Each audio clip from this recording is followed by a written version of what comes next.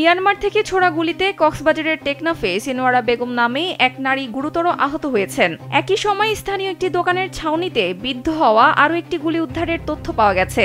শনিবার সন্ধ্যা ৬টার কিছু আগে উপজেলার হোয়াইক্যাংয়ের সীমান্ত শূন্য রেখা থেকে নিকটবর্তী লম্বাবিল গ্রামের বাঘঘোনা নামক এলাকায় এক ঘটনা ঘটে।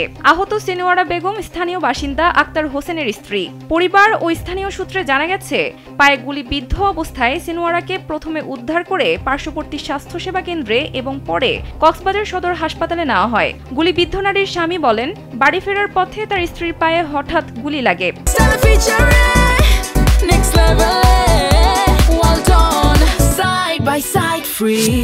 কক্সবাজারে এখন তার চিকিৎসা চলছে।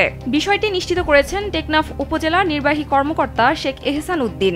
তিনি বলেন, গুলি লাগার বিষয়টি সত্যি। বিজিবির সঙ্গে যোগাযোগ অব্যাহত আছে, যেন জননিরাপত্তা কোনো কারণে ব্যাহত না হয় সেদিকে জোর দেওয়া হচ্ছে। স্থানীয় বাসিন্দারা বলছেন, কয়েকদিন ধরে মিয়ানমারের ওপারে থাকা মুংডু জেলার ঢেকুবনিয়া এলাকা থেকে গুলির শব্দ মাঝে মধ্যে এপারেও শোনা যাচ্ছে।